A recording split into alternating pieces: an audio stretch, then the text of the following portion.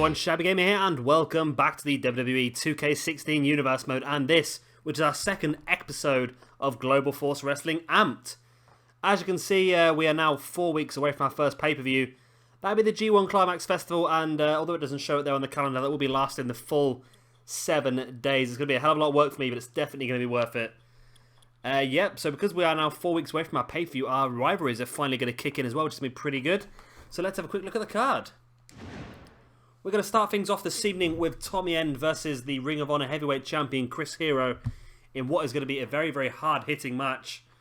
We're also going to see reDragon, Kyle O'Reilly and Bobby Fish defending their Junior Heavyweight Tag Team Championships against the team of the Sky Blondes, Angelico and Jack Evans, and that was suggested by Cody. I'm not quite sure how to say your name. Is it Cody C-A-H-H-A-C or is it Cody Kahak? I'm not quite sure, but thanks a lot for that, Cody. Great suggestion.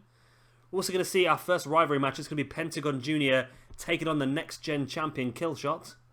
We're going to see a debut here for Grado as he takes on Kenny Omega. We've got AJ Styles, the current global champion, taking on Shinsuke Nakamura. And our main event this evening is going to be Prince Puma taking on Mil Muertes. So without further ado, let's get straight into our first match. And here is our first match. Like I said earlier on, it's Tommy End versus Chris Hero. The referee rings the bell and we are underway in a match that I've been looking forward to doing here in the Universe Mode for a very long time. It's Tommy End versus the Ring of Honor Heavyweight Champion Chris Hero.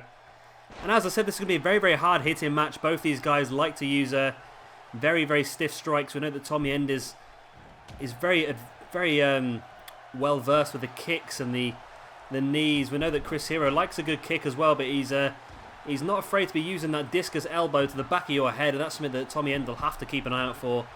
Of course, Tommy End made his first appearance in Amped last week as himself and Michael Dante took on Brian Kendrick and Paul London in a tag team match and came out successful on that one. And like I said, I'm a big fan of Tommy End, and we will be seeing a lot of him in this Universe Mode. But of course, in this first month, our first 3 rivalries have sort of set themselves out, and we'll get into that a bit more detail later on. But of course, the Killshot versus Pentagon feud is because Pentagon attacked Killshot during that next-gen championship tournament with a weapon. And the same thing really with Mil Muertes versus Prince Puma. Mil Muertes attacked Prince Puma during the global championship tournament with a weapon as well, which really, it affected Prince Puma the whole way through the competition. He didn't get much further in that one. Of course, Mil Muertes was actually disqualified, as was Pentagon Jr as well. But yes, of course, Killshot actually went on to win the entire competition even after being attacked by Pentagon. But yeah, all my championship tournaments here in the Global Force Wrestling file seem to be all ass backwards, which isn't very helpful. But there you go.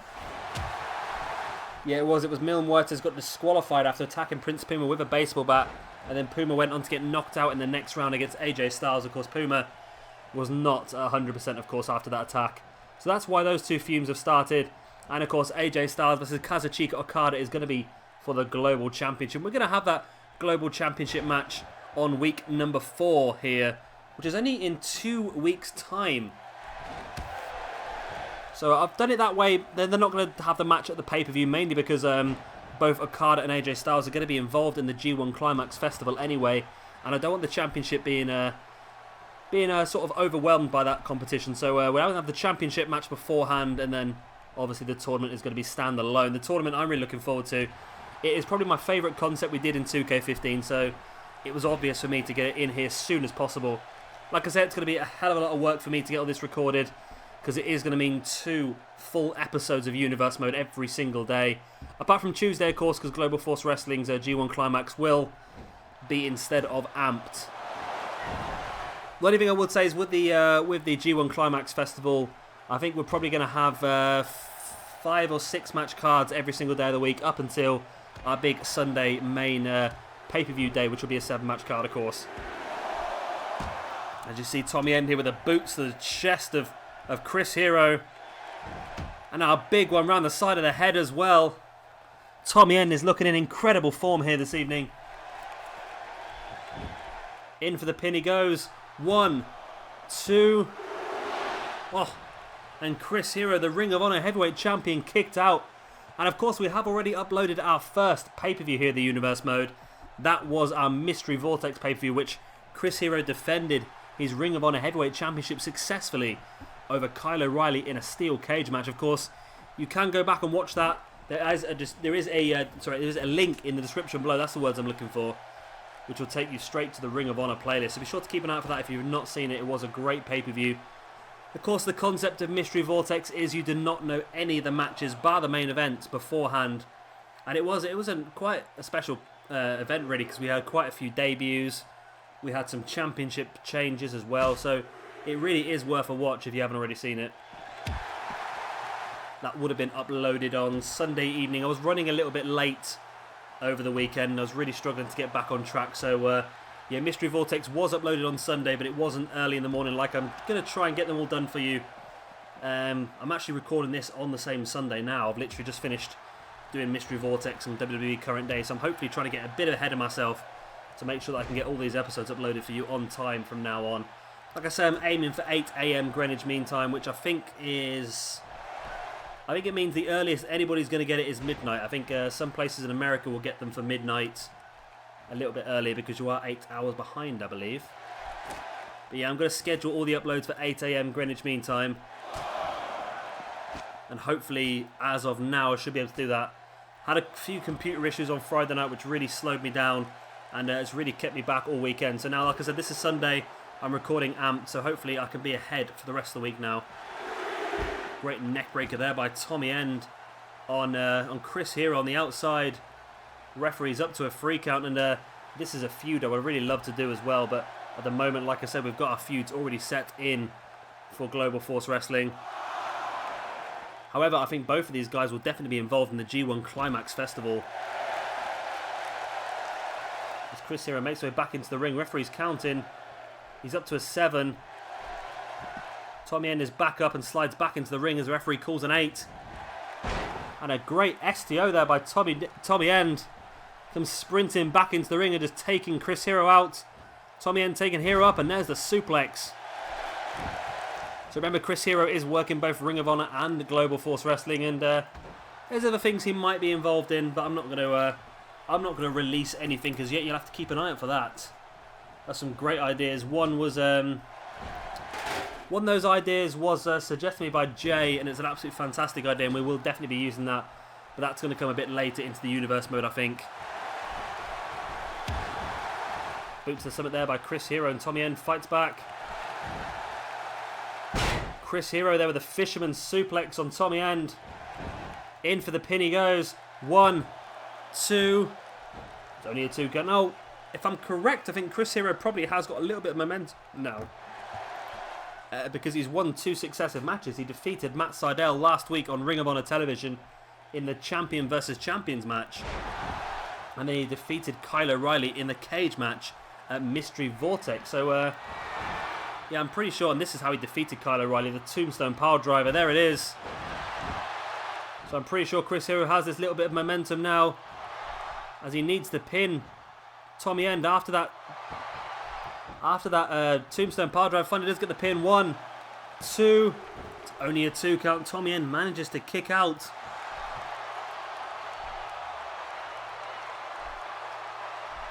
Tommy End back up to his feet. Chris Hero though taking Tommy End up, and there's Tommy with that great arm drag. Now rolling Chris Hero over. Tommy End looking to go up top. Is he going to look for his double foot stomp? We know he likes to hit that from the top rope. It looks like he may be going that way. There it is. Big double foot stomp by Tommy End. Straight into the pin. 1, 2. And Chris Hero kicks out once again. Wow, Tommy End thought he had a victory there over the Ring of Honor Heavyweight Champion Chris Hero. What sort of momentum would that give Tommy End in this Universe Mode? As now have a couple of big forearms. And a big Pele kick as well.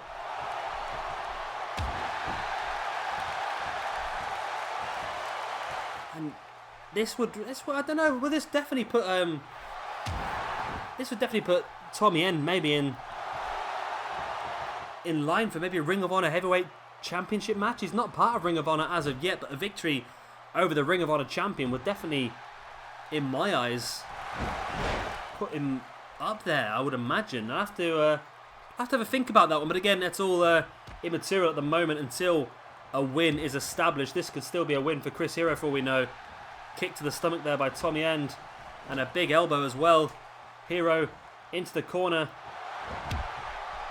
Tommy End with just some kicks to the inside of the knee, and another one as well, and there's a fourth one, and finally Chris Hero drops to a seated base, and now Tommy End is pushing his knee across the face of Chris Hero. Tommy End pulling Hero into the ring, and a big kick to the back as well. Now Tommy End is just slowly picking Chris Hero apart. Another big boot to the stomach, bringing Chris Hero back up to his feet, but Hero reversing there, just launching Tommy End over his shoulders. Now Hero is lining Tommy End up, and maybe the Ring of Honor champion is not out of this one as we thought. There's the big elbow to the back of the head of Tommy End. Chris Hero rolls him over. One, no. Referee doesn't count as Tommy End's shoulders were underneath the ropes there. Poor ring positioning by Chris Hero, not like him. He's normally very meticulous in what he does, and he's missed out an opportunity there to get the free count. All he had to do was pull Tommy End away from the rope slightly and he would have had this one. Tommy End reversing, and there's that Russian leg sweep on Chris Hero. Chris Hero stumbling back up to his feet, but Tommy End's there with that big clubbing blow across the back, and now a kick to the back of the legs, and here comes some more kicks. Oh, and a big one across the back of the head. And that could be all, you know, people. That could be all.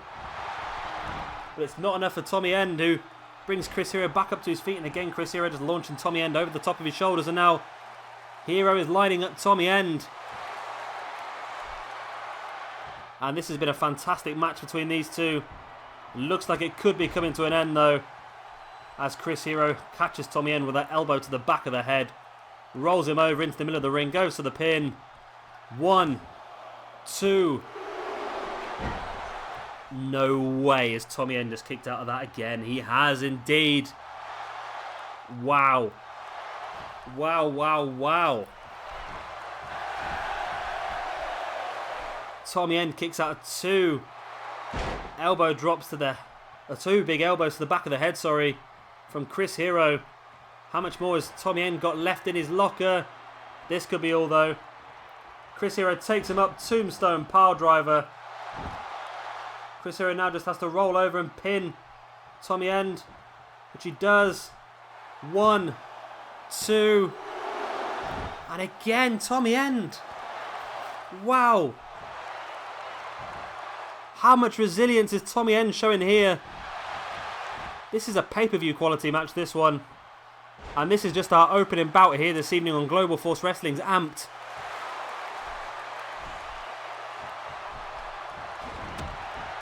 Clubbing blow across the back there by Chris Hero, spinning Tommy End round, now throwing him into that corner. Slowly looks to follow it up. Just turning Tommy End round in that corner. And now just sending him shoulder first into that ring post. Very aggressive move there by Chris Hero. And now just pushing the foot into the face of Tommy End in the corner, and a big stomp to finish it off.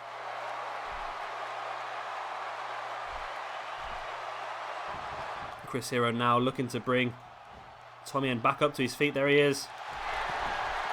Turns him round. Boom, there she is. That has got to be all she wrote there. Or is it? Tommy End again underneath the ropes. But he did not have enough energy to even reach up and grab that bottom rope and get a rope break. Your Ring of Honor champion, Chris Hero, victorious here over Tommy End. And what a fantastic match this was. And like I said, this is a pay-per-view quality match to open Global Force Wrestling's Amped.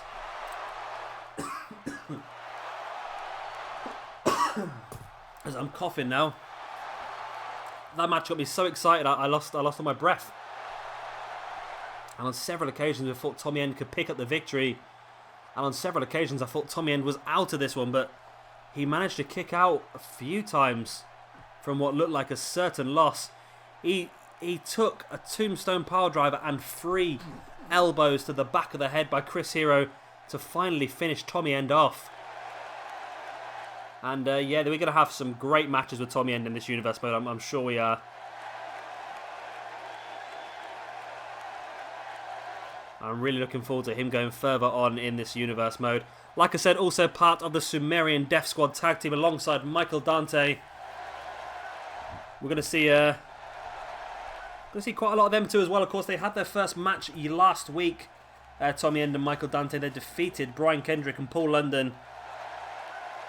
And again, both Tommy End and Chris Hero will also be involved in the G1 Climax Festival. So be sure to keep an eye out for that. That is coming up in 3 weeks' time. And of course, keep an eye out for Ring of Honor's television as well. Chris Hero, your current Ring of Honor Heavyweight Champion. And here is our second match of the evening. It's going to be the Junior Heavyweight Tag Team Championship match here on Global Force Wrestling. As reDragon, Kyle O'Reilly and Bobby Fish defend against the debuting Sky Blondes, Angelico and Jack Evans. And here we go with Phoenix, Arizona here. And as promised, all of our championship matches will have the entrances just to make them feel a bit more special. And here is the first team. It is the team of reDragon. Your current Global Force Wrestling Junior Heavyweight Tag Team Champions here. Won the belts in that big tag team tournament earlier on in the universe mode. The one that I said I wasn't going to do and then I did anyway. Famously. And I'm glad I did do it because I really wanted reDragon to have some gold in this universe mode, and they've done it here. They're a team that I really tried to push so much last year on 2K15. Gave them so many opportunities and never managed to pick up the gold. But here they are now in their first tag team championship defense against Angelico and Jack Evans, the Sky Blondes.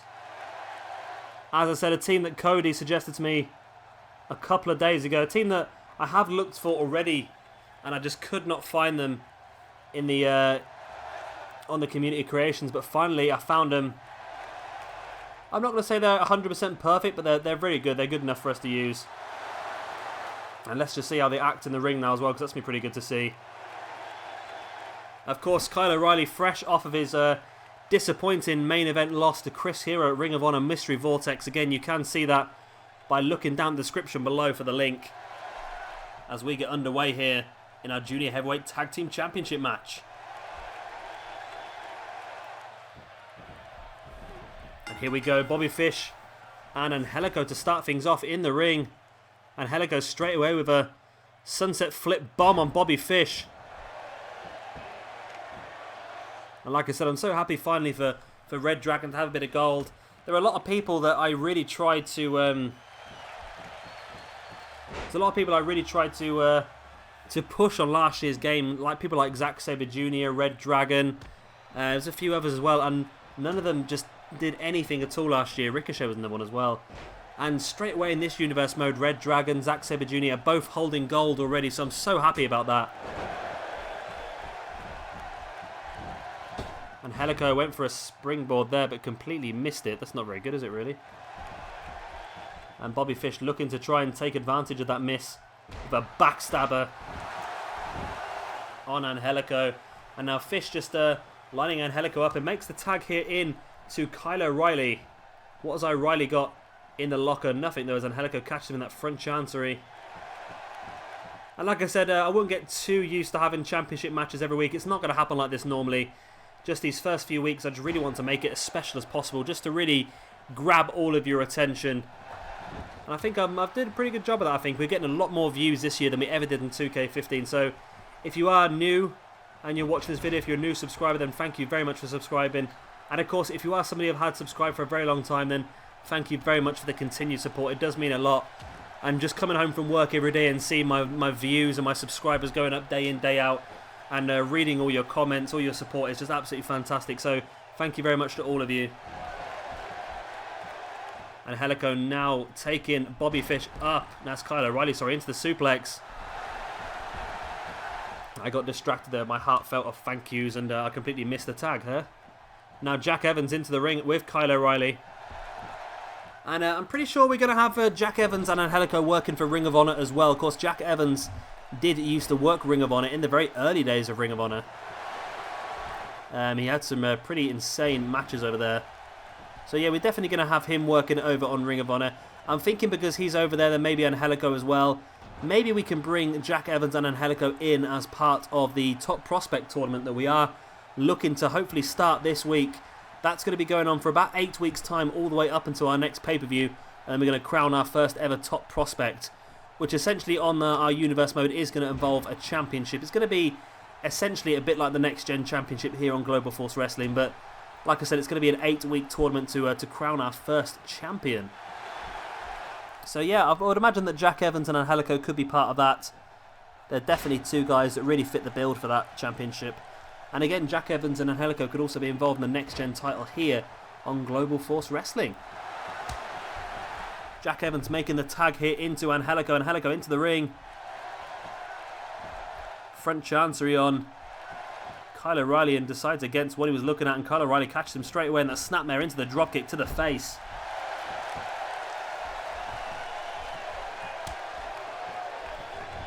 In comes Bobby Fish here.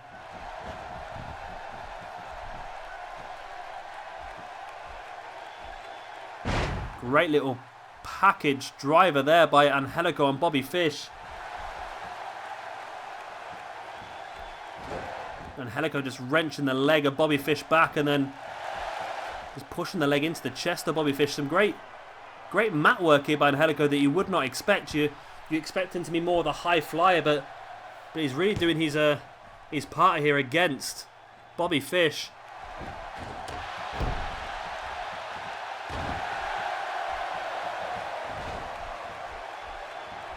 Bobby Fish back up, and Angelico there with a Northern Lights suplex on Bobby Fish, and the Sky Blondes did a fantastic job here in the early exchanges of this match. Especially Angelico.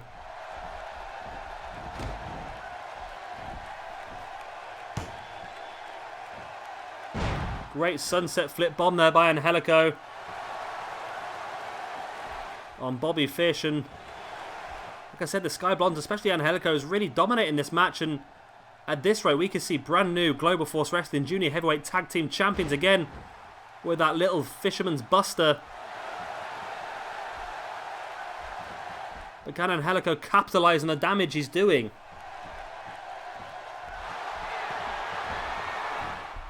Angelico now taking Bobby Fish up. He's got him up into a Razor's Edge style powerbomb, and he hits it as well. I'm not seeing anyone hit that yet because it always seems to be a reversal style move. I'm sorry if I sound a little bit distracted. I've just noticed something here. Oh my god, I have to go and see that match. I have to go and see that match.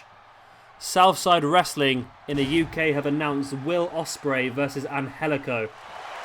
That is absolutely incredible. I definitely have to go and see that. I'm going to retweet that bit of news as well. So if you guys are following me on Twitter, you will see that tweet. And of course, if you're not following me on Twitter, you can go to the description below and find that link to Twitter. But that looks like an absolutely insane match. Kyle O'Reilly went for their quesadilla. Quesadilla?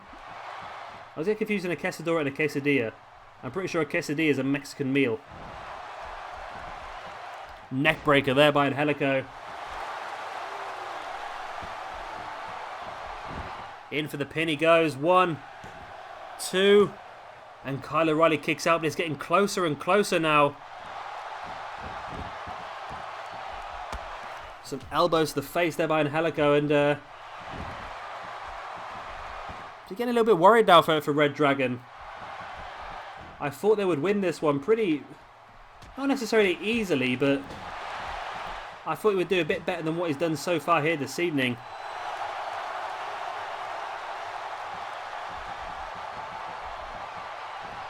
At the moment, it's looking like we may end up having brand new Global Force Wrestling Junior Heavyweight Champions here. In for the pin goes Jack Evans on Kyle O'Reilly, but it's only enough for a 1 count. And maybe the Sky Blondes are not doing quite as much damage as I assumed they were. Kyle O'Reilly slides out there. Heads is there from Jack Evans. Boot to the stomach and now front chancery by Kyle O'Reilly. Sending Jack Evans over that far rope, but Evans manages to hold on. Went to go for the over the top spring in. O'Reilly nearly caught him with an elbow, but Evans managed to avoid it and catches O'Reilly in the DDT. In comes Angelico back into the match.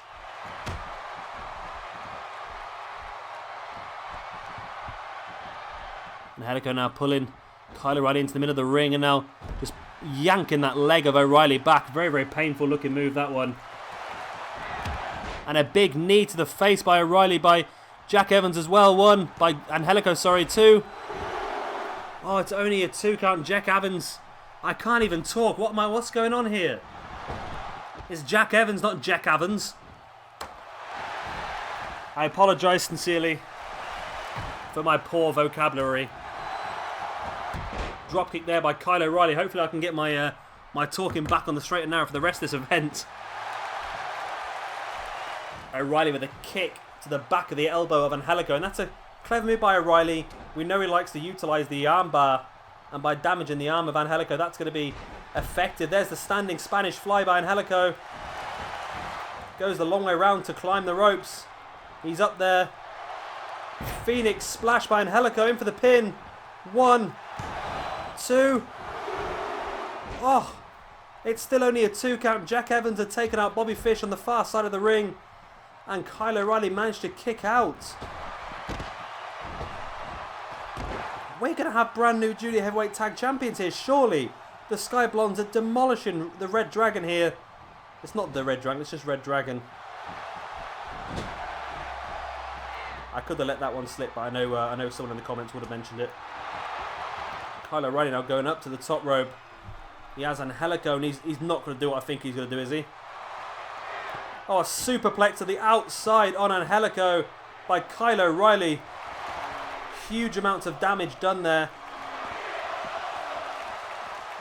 You see the crowd are shouting, "This is awesome," and I'm with them after that huge superplex. Referee counting now. Angelico is actually back up on his feet after hitting that tilt-a-whirl arm drag. Referee up to a 5 count and both guys back in the ring on time. Angelico makes it across and brings in Jack Evans into the match. Jack Evans now, snap suplex, rolls straight into the pin. Oh my god, it's happened. It's actually happened. The Sky Blondes are your new Global Force Wrestling Junior Heavyweight Tag Team Champions. What a stunning match this has been. The Sky Blondes dominated it from start to finish, if I don't say so myself. They really deserve the championship. They're not rated anywhere near as highly as reDragon are in this match. reDragon, as individuals, are rated a lot higher than both members of the Sky Blondes.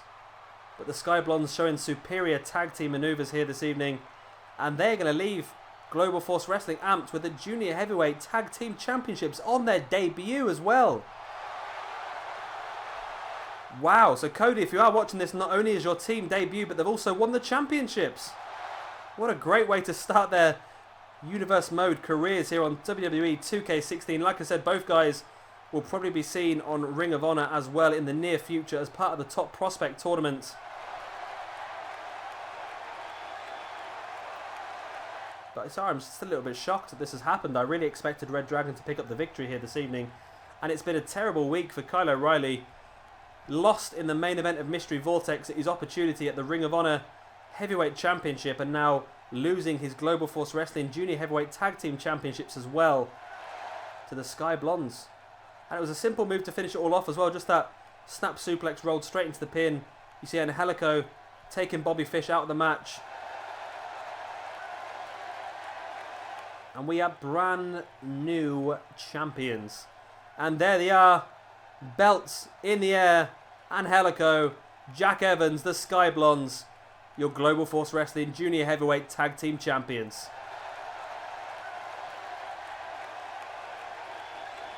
Amazing scenes. I'm sure reDragon will be getting their rematch pretty soon, though. Maybe even as early as next week's Global Force Wrestling Amped. Have to wait and see. Tune into that one next week. Next Tuesday, that'll be. I'm sure reDragon will be after a rematch. And here is our third match of the evening. And it is going to be the beginning of our rivalry between the next-gen champion Killshot and Pentagon Jr. And here we go. What is going to happen here in our first rivalry match of Global Force Wrestling in our WWE 2K16 Universe mode? Of course, like I said earlier, this rivalry came around because Pentagon Jr actually attacked Killshot during the Next Gen Championship with a chair.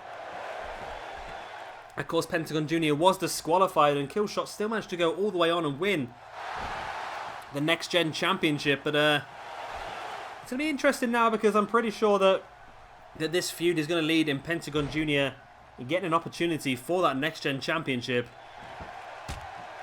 So it will be interesting to see just what happens in the long run.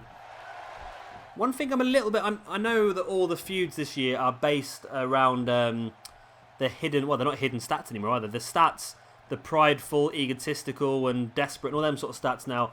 But the one thing I would have liked 2K to keep is the specific sort of feud, such as The Undertaker versus...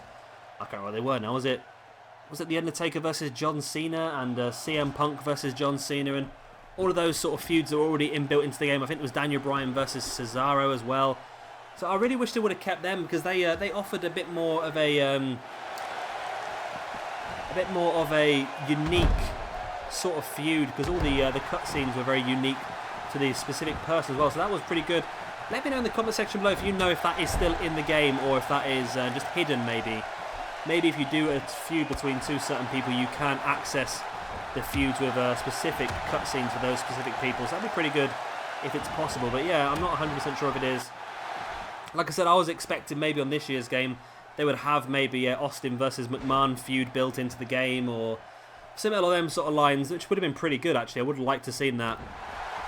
But evidently that's not the case. The story manager, whatever it was, seems to have been gone this year, which is a bit of a shame. Because I liked a few of them. I never got a chance to use them because I didn't unlock some of them. Killshot with a quick roll up here, but Pentagon's arms were underneath the ropes and the referee did not even go down to count the free count. Pentagon back up to his feet. Zero miedo. I can't even say it. I love Pentagon Jr. He's probably one of my favourite, if not my favourite guy altogether on the Lucha Underground roster. And I think it's the same with a lot of people. You notice with the with Lucha Underground that obviously Pentagon Jr., especially playing a heel, but he's one person that all the crowd really got behind. And without giving away too many spoilers, because I've read some of the results for the original, this first tapings for Season 2 of Lucha Underground, without giving away too much detail, I'm pretty sure Pentagon Jr. makes a face turn early on. I'm not 100% sure, but that's the way it looked to me in the tapings. Of course, in the tapings, you don't get to see all the backstage segments and things like that. You just get to see the matches. So hopefully, like I say, hopefully we'll find out a bit more about that when it does get aired. I think it's not too far away from being aired. I think it's maybe... does it air beginning of next year, or did it air at the end of this year starting? I'm not 100% sure. I know there's another 1 or 2 sets of tapings before the end of the year, so I'm not 100% sure on that one. I'll have to wait and see to keep an eye out for that one. It's Pentagon Jr. now with that. Had their head scissors, but Killshot managed to slide out. Killshot with the front chancer in now, into the backbreaker on Pentagon Jr. And of course, Killshot, as I've mentioned a few times before, if you guys don't already know, is Shane Swerve Strickland. Wrestles in Combat Zone Wrestling, and I actually met him last year in a Southside Wrestling event as well, as part of a Combat Zone Wrestling versus Southside Wrestling weekend. That was a pretty good weekend, that was. Very, very good. And Shane Strickland is just insane in the ring. And he's showing us that here again with that big kick on Pentagon Jr. Rolls him over into the pin. 1, 2, 3, and there you go. Killshot defeating Pentagon Jr. here. Now that is a surprise again. We've had 2 matches so far this evening that have really gone against the odds of what you would expect. Pentagon Jr. on paper the stronger of these two competitors, but Killshot has already shown us so far in this universe mode that he is a strong one himself. He showed a lot of resilience. Even after being attacked by a chair by Pentagon Jr., he still went on through several other rounds to win the Global Force Wrestling Next Gen Championship. And he's showing now that he's not going to be giving that championship away easily. We'll see just a few of the highlights from that match. That was the, almost like a reverse suplex into a stunner there by Killshot. Pentagon did catch Killshot with that arm drag. And then into this dragon suplex. Great move that was. He went for the pin there, but it was only enough for a 2 count once again. It'll be interesting to see how this feud builds up now then, because, of course, like I said, I'm pretty sure it's going to culminate in a next-gen championship match for Pentagon Jr. against Killshot. And there was Killshot getting the victory after that big kick. Killshot victorious, and let's have a quick look straight after this match and have a look and see what the status effects are going to be from this one. And here you go, here are the status effects. Now as you can see, Pentagon Jr.'s stats are very much middle of the board, but he's got a bit more prideful and a bit more bold from this match. Maybe I'll have to change a few of these stats. Killshot has got a bit more prideful, a bit more respectful, a bit more bold as well. And of course he's gained a bit of momentum, so great win that was for Killshot. And here is our 4th match of the evening. It's going to be the debut of Grado as he takes on Kenny Omega. And here we go. The debut of Grado here in our universe mode. Of course, they'll be part of a tag team alongside Drew Galloway in Team ICW. I keep getting ICW and IWC mixed up. Of course, ICW is Insane Championship Wrestling, I think it is. And IWC is the Internet Wrestling Community. So, hopefully I'll get that cracked sooner or later. There you go. I also want to take advantage of something that's happened recently in real life as Grado defeats Drew Galloway for the ICW Championship at the last big event. That was a few weeks back. I might do that as a random match myself over the next few days as well, just to try and jump on a bit of free momentum that's going in that match, and a little bit of a free advertise. I don't know if it's advertising or not, but Grado doing some fantastic wrestling moves that I never thought I'd ever see the day that he'd pull off. Big leapfrog, and now locking up with Kenny Omega. And of course, with some of the matches that's gone on this evening, you'd really give Grado a much bigger chance of winning this match than you would have done earlier on. I would have thought earlier on in the universe mode that Grado would have had not much of a chance here against Kenny Omega. Kenny the Cleaner, one of the stronger wrestlers on this universe mode, and I think he's going to get a much better use this year.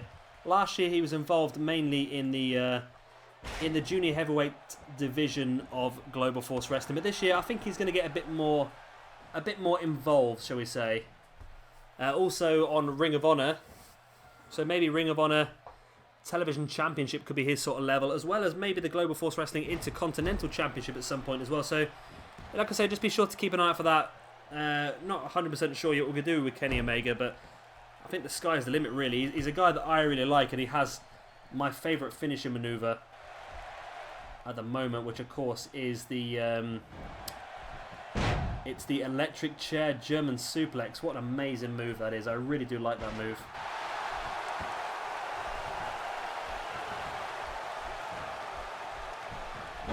Kenny Omega with a great arm drag there on Grado. Now bringing Grado up. Sit out powerbomb there by Kenny Omega on Grado. Stamping on the back of the arm at Grado as well now. Remember, we still have 2 big rivalry matches coming for you tonight after this one. Of course, we have AJ Styles versus Shinsuke Nakamura, and we have Prince Puma taking on Mil Muertes. Drop kick to the back of the head there by Kenny Omega. Omega with a pin now, 1. And only a 1 count. Grado kicks out. Great work by Grado.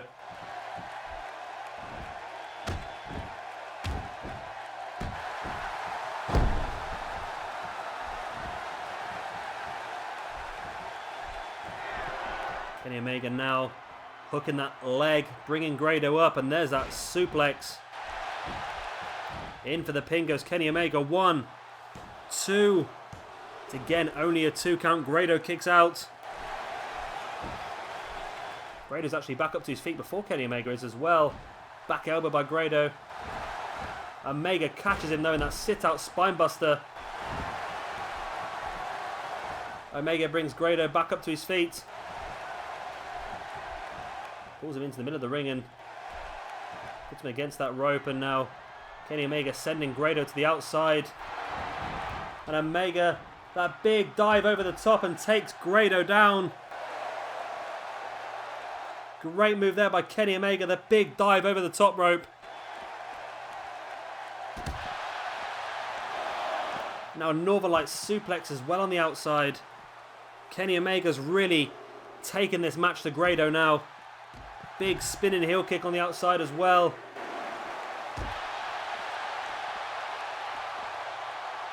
Omega now just DDTing the leg of Grado into the mat. Boot to the stomach of Grado. Northern Light suplex as well. Omega now sliding back into the ring. Referee's up to a 7 count. Is Omega opting to win this one by count out maybe? Referee really giving Grado a great opportunity to get back into this one there, and he does after the 8 count. And Omega reversing Grado's attack there into that reverse DDT. Omega brings Grado back up to his feet. Hooking that leg once again. And another suplex. Omega in with a pin, and surely there's not much more that Grado can take. 1, 2. It's only a 2 count. Wow. Grado showing some fantastic resilience here against Kenny Omega.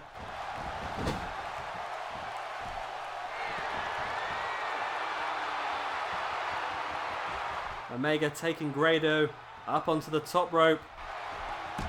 Grado with that boot to the face of Omega though. And a big diving clothesline, and now Grado celebrating. Is he a little bit too premature for that? Grado with the 2 shoulder blocks. Ducking the clothesline. There's that front slam. Grado just getting the soul of John Cena inside him. Rolls Kenny Omega over. Tried to bring him back up to his feet, but Omega was playing possum there and just pulls Grado straight down face first into the mat. Grado back up to his feet. Omega with that right hand. And now a Northern Light suplex. Bridges for the pin. 1, 2, and 3. And Grado put on a great account of himself, but he just was not enough to defeat Kenny Omega here this evening. As we see just some of the highlights. See Omega bringing Grado back up to his feet. And this is one of those 2 suplex. You see him grabbing the leg, and what that does is it tightens up certain muscles in your lower back. So when you hit the mat, it really does make it a lot more painful for you as well. You slightly twist the body, which tightens the muscles down one side, and yeah, like I say, when you get dropped on those muscles, it hurts a hell of a lot more than it normally would do. That is the point in grabbing that far leg.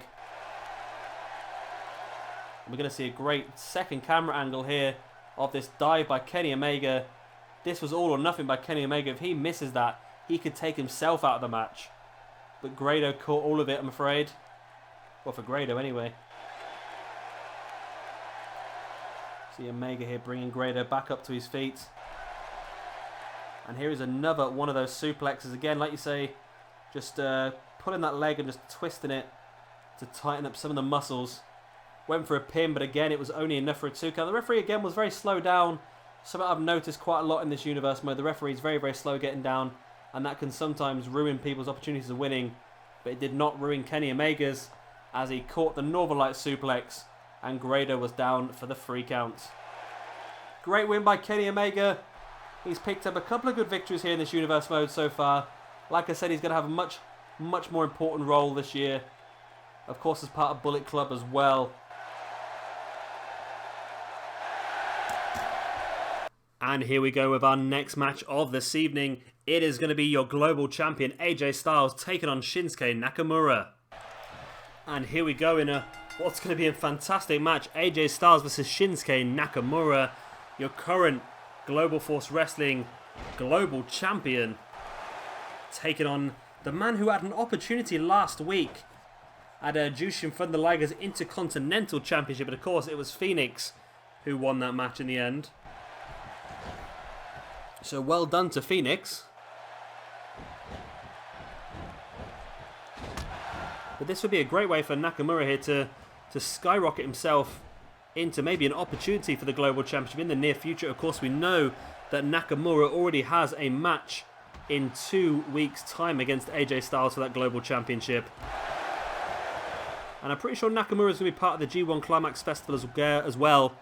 Remember, the winner of the G1 Climax Festival will get an opportunity at the Global Championship.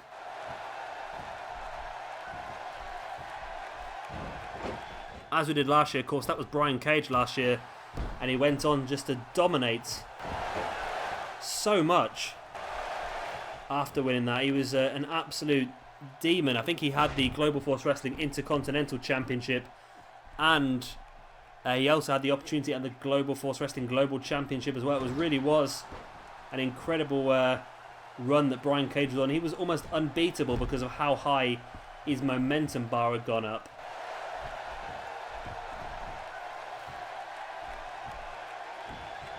AJ Styles now throwing Nakamura into the corner.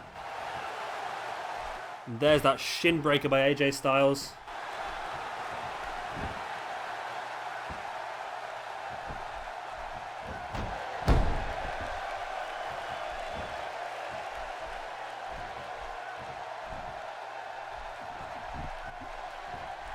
AJ Styles going for a very early calf killer here.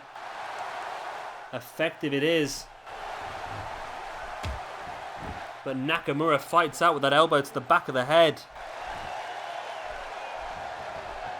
Now Nakamura with that great butterfly suplex into an armbar. AJ Styles not 100% sure where he is in the ring, I don't think, because he probably could reach that bottom rope with his legs, but manages to roll Nakamura over. AJ now. Oh, Nakamura reversed into that Eat Defeat style move. A finish of both Gail Kim and Xavier Woods there.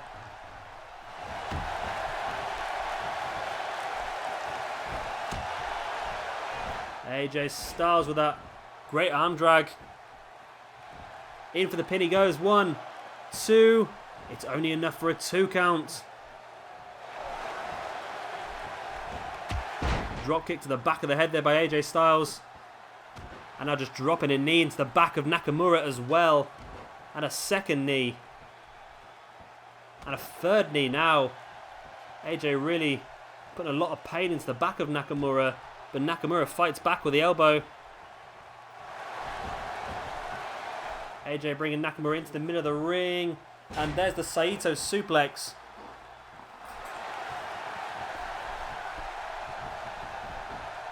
AJ now bringing Nakamura back up to his feet. Went for the Pele, but Nakamura avoids it and catches AJ with a kick of his own. And then the code breaker as well by Nakamura. Rolling AJ Styles over, and it looks like he might be going for a Mexican surfboard here. No, he just slams the knees of AJ into the mat. Doesn't bother going for the submission, just does the damage instead. Nakamura now sending AJ Styles into the corner. And follows it up with that big running forearm. Stamping on the back of AJ Styles. An arm breaker as well. AJ sending Nakamura off that far rope.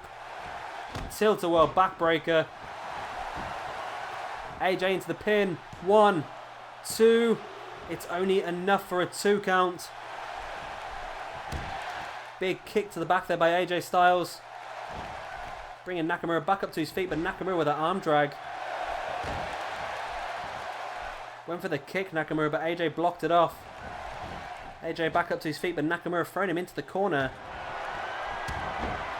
And Nakamura just with the strikes of the ground at AJ Styles. Oh, what's this? Nakamura lining AJ Styles up.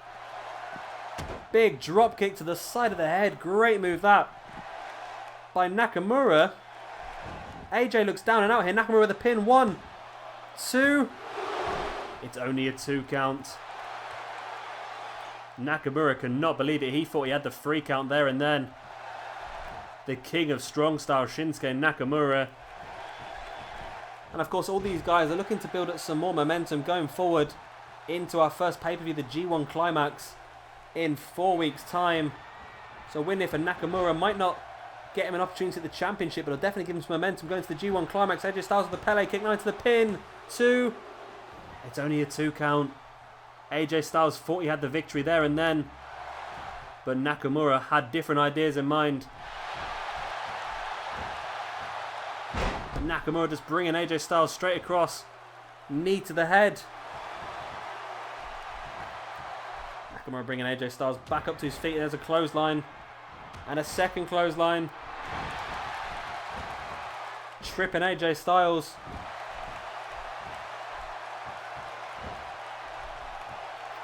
Nakamura bringing AJ back up to his feet. Sending him into the turnbuckle. Boot to the stomach. AJ avoids it and gets caught with a boot to the face.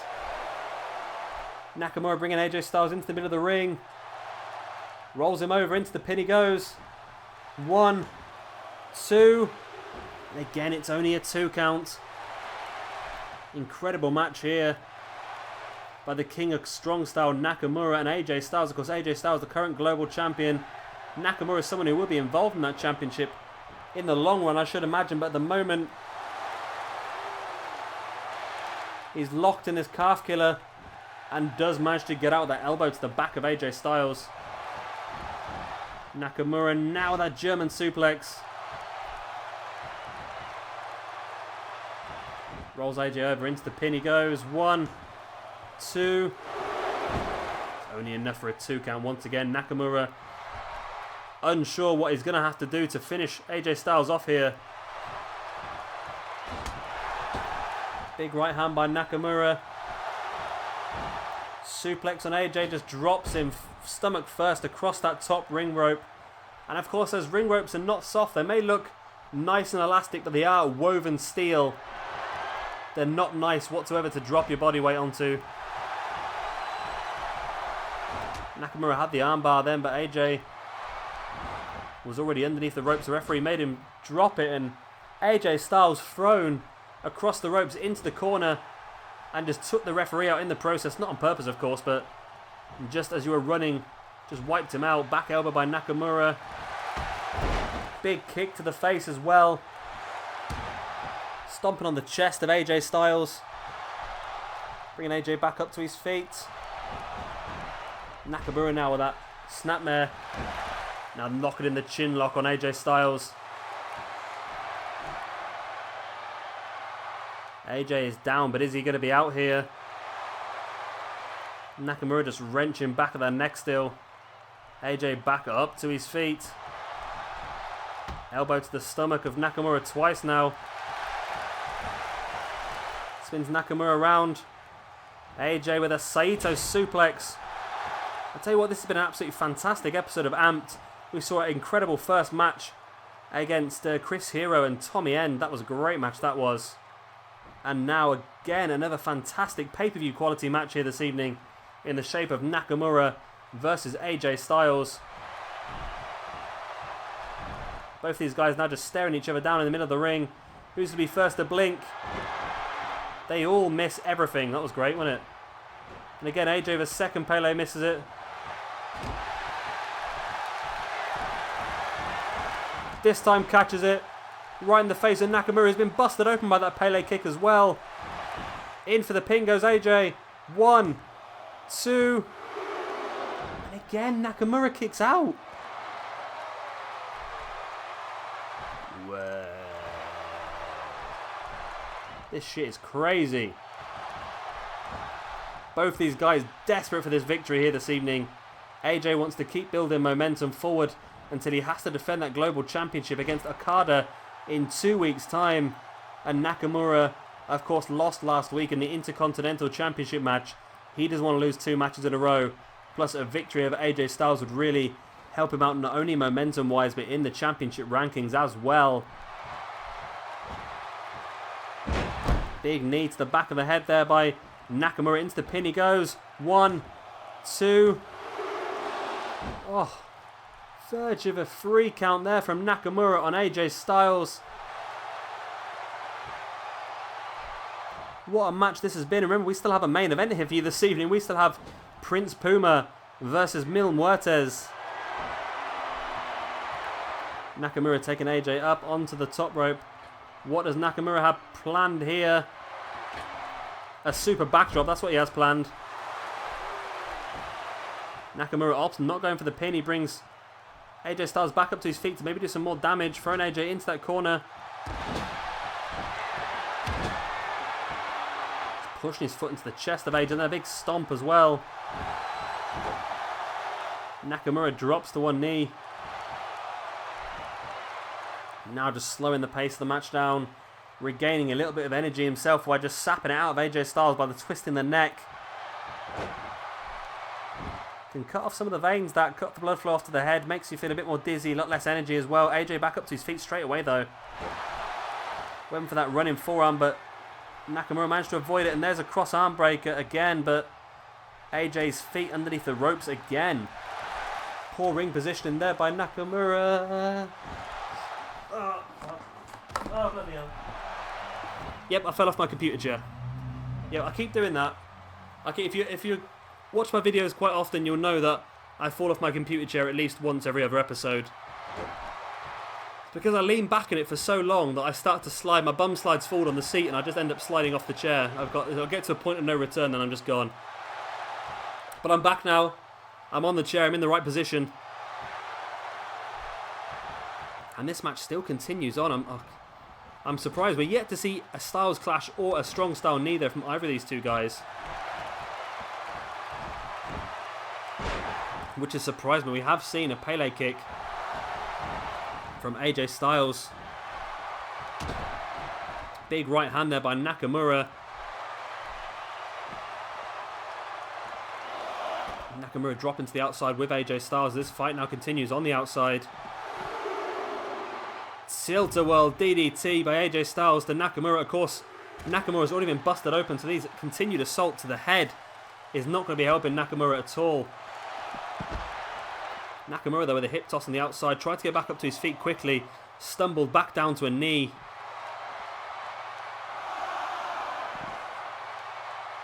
Nakamura back into the ring and just willing AJ Styles to join him. AJ looks a bit fuzzy on the outside, but I think he might have just been spending a few extra seconds to get his composure back. Both guys back in the ring now. Nakamura spinning AJ Styles around, brings him into the middle of the ring. Backdrop. Holds it though. Second backdrop. And there's a German suplex to finish off the combination. Nakamura into the pin. 1, 2. Oh, referee.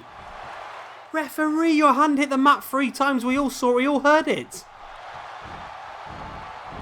Referee claiming to the timekeeper that was only a 2 count. And if I'm Nakamura, I feel very hard done by that one. That was for me. That was a 3 count. I'm sure it was.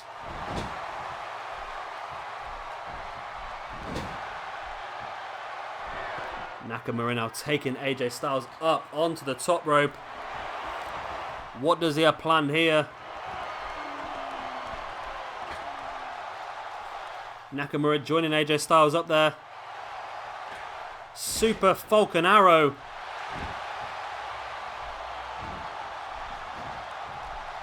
He rolls AJ Styles over, pulls him into the middle of the ring, and what does Nakamura have planned here? Big knee to the side of the head. Again, bringing AJ Styles back up to his feet.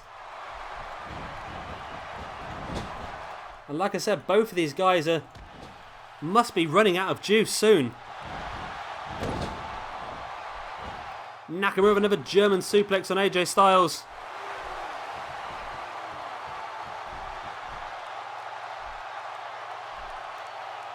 Bringing AJ into the middle of the ring. Rolls him over into the pin. 1, 2. It's still only a 2 count.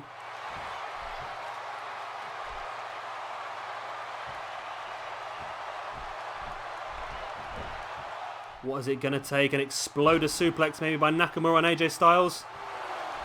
Doesn't go for the pin. But he does line AJ up. And this could finally be it. Finally someone's going for a finisher maneuver. Big strong style knee by Nakamura. Nakamura dropping to a knee himself. He needs to go for the pin here as soon as he possibly can. Finally rolls AJ over. 1, 2, and 3. And there you go. Shinsuke Nakamura picks up a champion. Picks up a victory over the global champion here.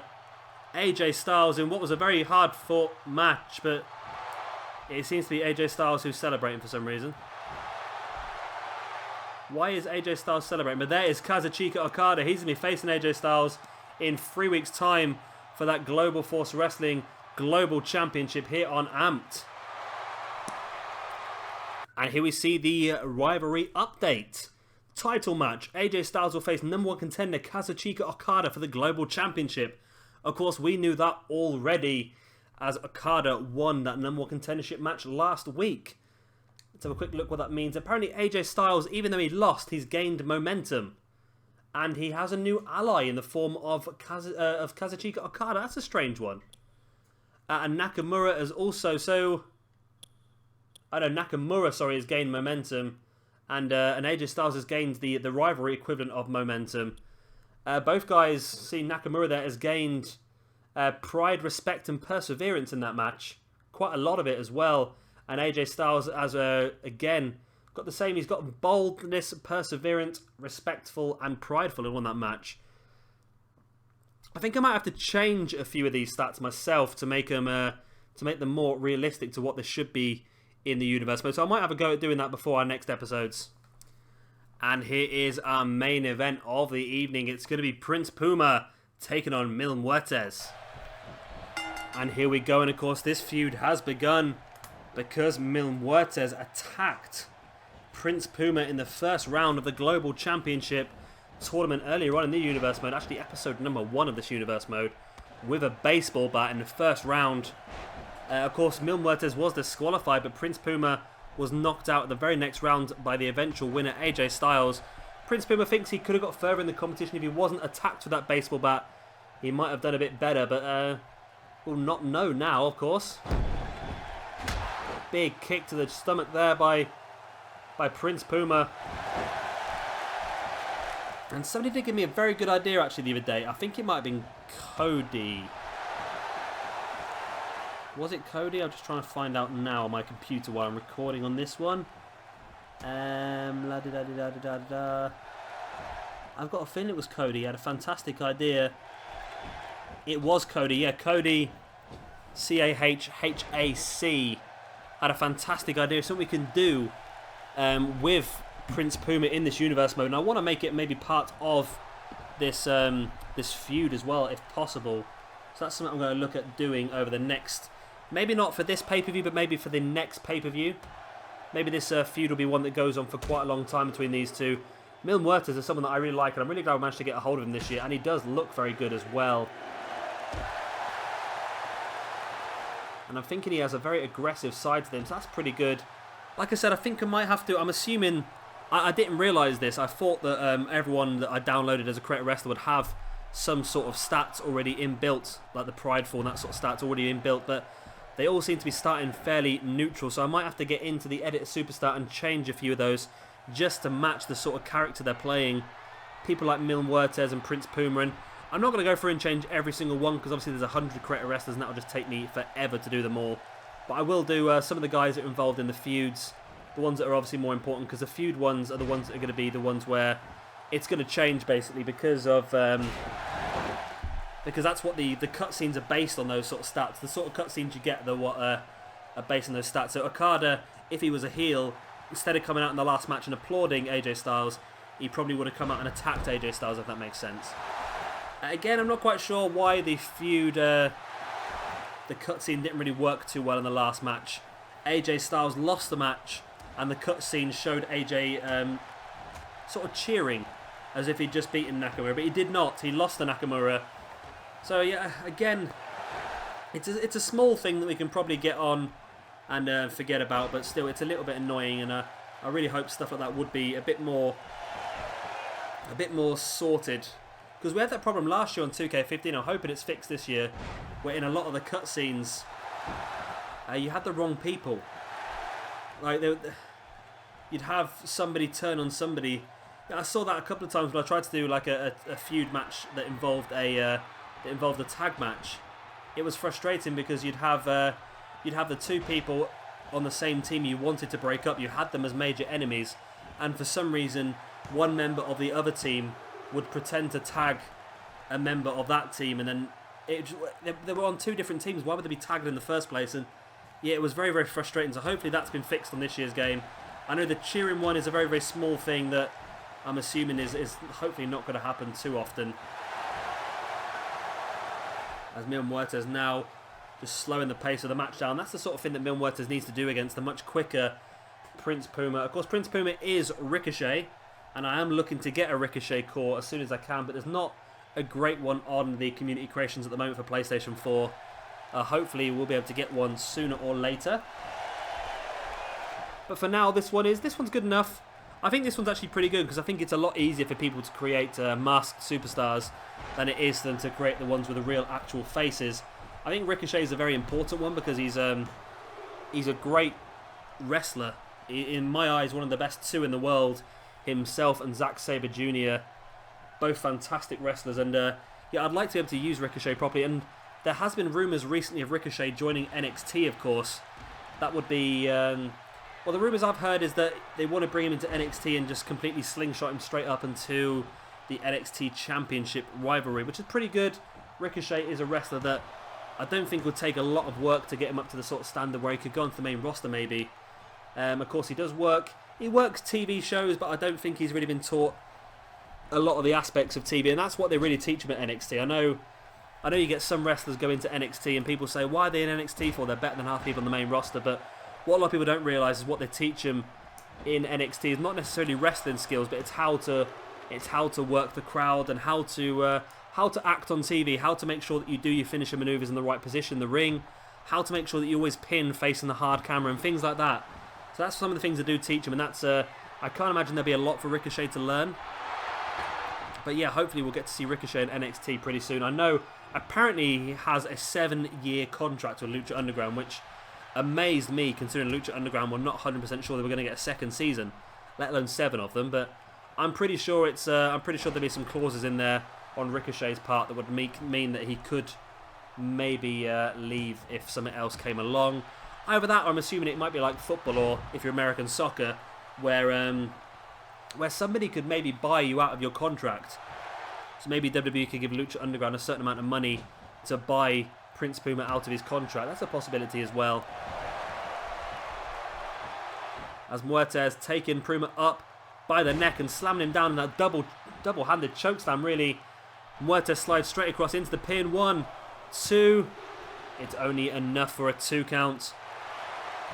And I have also had suggestions recently about bringing in a women's division into Global Force Wrestling. And that's something I was really interested in doing, actually. It's something that I have been thinking of doing for a while. It's just difficult with the amount of creator wrestlers you get to get an entire women's division here. But one suggestion that somebody made, and forgive me because I can't remember who it was. It was somebody quite new, I think. But they mentioned that we could bring in Katrina as a women's wrestler, but at the same time, Katrina could also manage Mil Muertes. That's something we could definitely look at doing. That I quite like that idea. I'm just trying to find it on my other computer now who it was that made that suggestion. I think it's one of the newer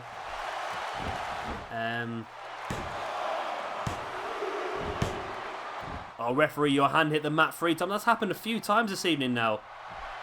I'm sure that has happened a few times this evening. Referee's hand definitely hit the mat 3 times there. I'm sorry, I can't find it for the life of me.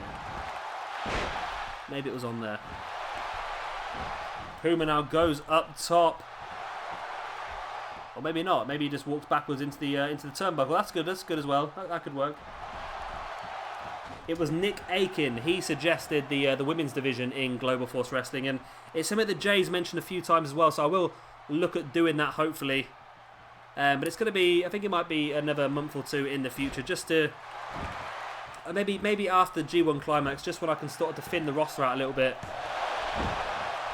Only a 2 count there. Of course, I already have the full 100 cores downloaded, so I'm struggling for space as it is. So yeah, maybe once we get past G1 Climax, and I can get rid of a few guys here and there just to thin the roster out, and then I can bring in a women's division as well. I don't need to bring in too many, probably bring in 8 so we can have a championship tournament, and then maybe drop it down by 2 or 3, and then just keep changing those 5 around so it keeps it fresh. As Prince Puma manages to grab that bottom rope. Mil Muertes, not very good position to make the pin there.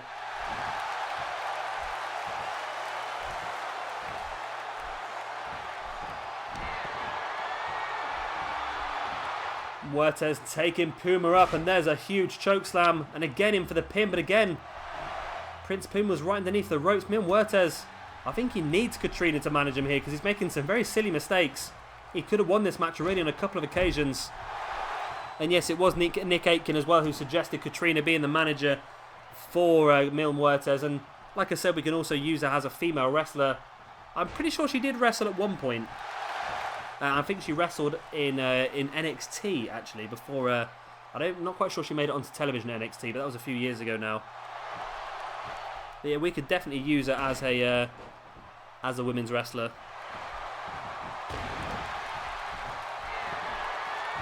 Puma now taking Muertes up onto his shoulders, and there's that big GTS variation there with a kick to the head. Looks like a GTS Pele kick combination. In for the pin goes Prince Puma. And that is all. Prince Puma picks up the victory over Mil Muertes. This time the victory is by pinfall and not by disqualification, but either way, Prince Puma still victorious here in our main event of Amped. I wonder if there's going to be any rivalry match cutscenes on this match. That'd be pretty good to see. We've already seen a couple of glitches over the last week or so, so hopefully we don't see another one here this evening. Of course, yesterday on WWE we had the glitch where the game set up a rivalry match and then completely forgot about it, and then just deleted the rivalry by itself, which was frustrating. It was a rivalry that I was really looking forward to as well, in the shape of Daniel Bryan versus Kevin Owens. Maybe we'll have to continue that into next month as well, just so we can get the full effect of the rivalry. There's the pin from Mil Muertes after the sidewalk slam. Not enough for a 3 count though. And it's another situation where the wrestlers seem to change their mind every now and again. It looked like Prince Puma was going to go to the top rope, but changed his mind. Mil Muertes capitalised with that big slam. Went in for the pin, but that was only enough for a 2 count. And there it is, Prince Puma with the variation of the GTS. The GTS Pele kick combination. In for the pin he goes. For the 1, the 2, and the 3 count. So Prince Puma victorious here in the main event of Amped. Victorious in his very first appearance here in the actual universe mode. Of course, we saw him in the tournaments, but this is his first appearance in the actual universe mode on Amped. So great win for Prince Puma, and a great win to start off this feud against Mil Muertes. So before we finish this episode, let's have a quick look at what that does to the feud. So as you can see, it's given Prince Puma a little bit of momentum there. He's also become a bit more prideful, a bit more bold. Mil Muertes, on the other hand, has become more respectful, but apart from that, nothing else has happened. Like I said, I think for the next episode I will try and go through, and I think I'm going to change some of these personality traits, because I don't think at the moment they're all sort of pretty neutral in the middle, and I'm not too happy with that. So yeah, I will get that changed before the next episode. I'll get that changed for the episode of NXT. NXT probably won't be so bad, because I'm assuming all the guys that are on the game as standard wrestlers that start the game as standard wrestlers will all have the stats already on there. Like I said, I won't do everyone. I think it only makes sense to do the guys that are in the feuds, because they're the only people that the personality traits are really going to affect as of yet. But anyway, guys, that is the end of this episode. I hope you've all enjoyed it. If you have, then be sure to slap that thumbs up button. It really does help me out a lot. And of course, subscribe for a lot more WWE 2K16 footage. Hopefully, I'm saying hopefully because I'm assuming this is going to happen. You should have had a random match uploaded yesterday, and you'll get another one uploaded today, as well as an episode of Fallout 4 as well. So be sure to keep an eye out for all of that on my channel. Of course, if you are subscribed, it's going to be a lot easier to find all of that fantastic footage, if I don't say so myself. But there you go.